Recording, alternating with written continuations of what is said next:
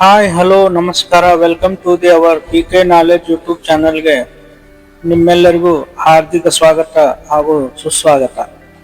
ನಾವು ಹಿಂದಿನ ವಿಡಿಯೋಗಳಲ್ಲಿ ತಿಳಿಸಿಕೊಟ್ಟ ಹಾಗೆ 9ನೇ ಶತಮಾನದಿಂದ 18ನೇ ಶತಮಾನದವರೆಗೆ ನಾಗಾ ಸಾಧುಗಳ ಅಖಾಡ ಈ ಕುಂಭಮೇಳ ಮತ್ತು ಉತ್ಸವಗಳನ್ನು ನಿರ್ವಹಣೆ ಮಾಡುತ್ತಾ ಬರುವುದನ್ನು ನಾವು ನಿಮಗೆ ಹೇಳಿದ್ದೇವೆ.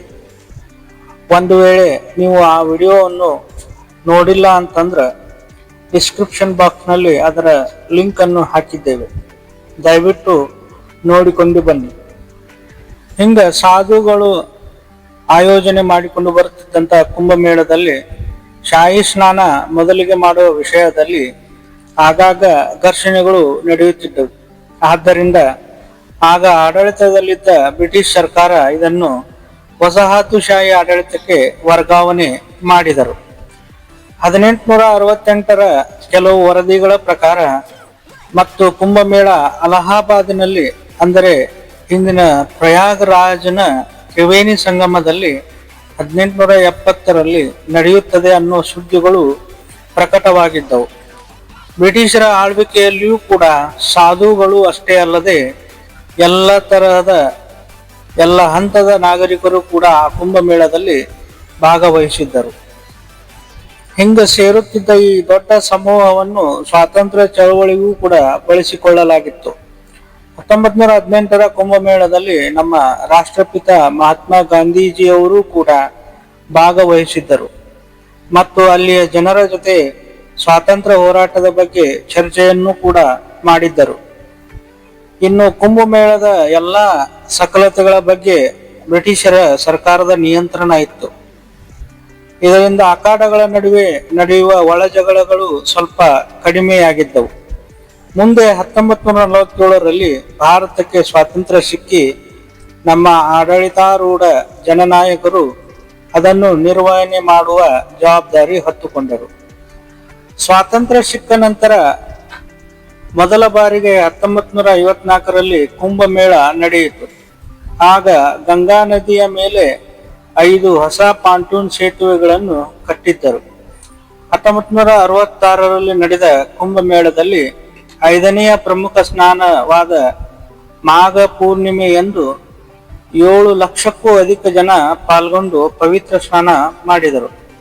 1977ರಲ್ಲಿ ಜನವರಿ 19ರಂದು ಪವಿತ್ರ ಸ್ನಾನಕ್ಕಾಗಿ ಬರೋಬ್ಬರಿ 1 ಕೋಟಿಗೂ ಅಧಿಕ ಜನ ಪ್ರಯಾಗರಾಜನ ತ್ರಿವೇಣಿ ಸಂಗಮದಲ್ಲಿ ಸೇರಿದ್ದು ಜಗತ್ತಿನ ಅತಿ ದೊಡ್ಡ ವಿಶ್ವ ದಾಖಲೆ ಸೃಷ್ಟಿಸಿದ್ದು ಈಗ ಇತಿಹಾಸ.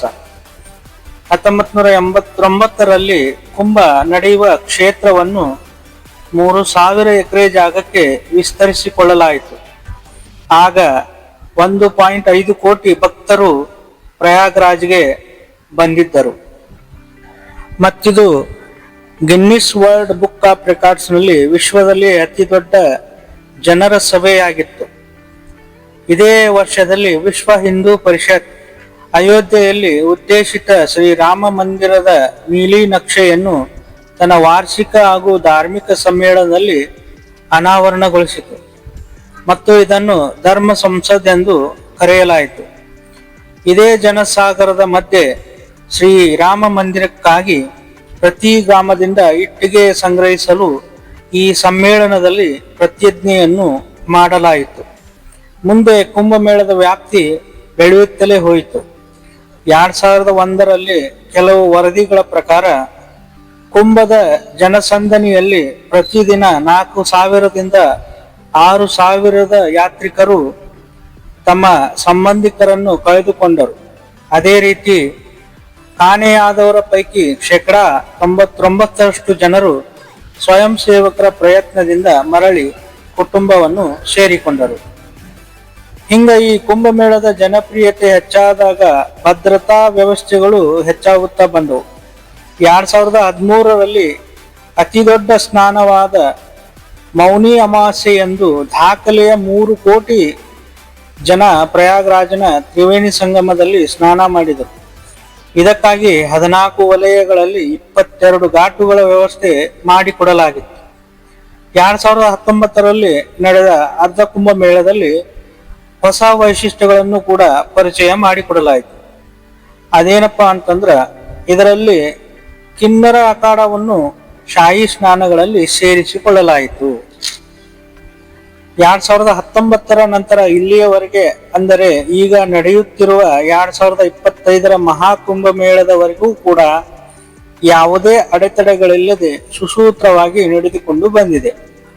ಸ್ವಾತಂತ್ರ್ಯ ಭಾರತದಲ್ಲಿ ನಡೆದ ಇನ್ನೂ ಕೆಲವು ಕುಂಭಮೇಳದ ವಿಶೇಷತೆಗಳೊಂದಿಗೆ ನಾವು ಮುಂದಿನ ವಿಡಿಯೋದಲ್ಲಿ ನಿಮ್ಮನ್ನು ಮತ್ತೆ ಭೇಟಿಯಾಗುತ್ತೇವೆ. ಅದೇ ರೀತಿ ಕುಂಭಮೇಳ ಆಧ್ಯಾತ್ಮಿಕ ಮಾತ್ರವಲ್ಲದೆ ರಾಜಕೀಯದ ಮೇಲೂ ಬೀರಿದ ಪ್ರಭಾವದ ಬಗ್ಗೆ ಸಾಕಷ್ಟು ಮಾಹಿತಿ ನಾವು ನಿಮಗೆ ತಿಳಿಸಿಕೊಡಲು ಬಯಸುತ್ತೇವೆ. ನಮಸ್ಕಾರ ಪ್ರಿಯ ವೀಕ್ಷಕರೇ, ಈಗ ನಾನು ನಿಮಗೆ ಹೇಳಿದ ಸಂಪೂರ್ಣ ಮಾಹಿತಿ ನಿಮಗೆ ಇಷ್ಟವಾಗಿದ್ದರೆ ನಮ್ಮ ಚಾನೆಲ್ ಅನ್ನು ಸಬ್ಸ್ಕ್ರೈಬ್ ಮಾಡಿ, ಶೇರ್ ಮಾಡಿ, ಲೈಕ್ ಮಾಡಿ ಹಾಗೂ ನಿಮ್ಮ ಅನಿಸಿಕೆಗಳನ್ನು ಕಾಮೆಂಟ್ ಮಾಡಿ ತಿಳಿಸಿ. ಧನ್ಯವಾದಗಳು.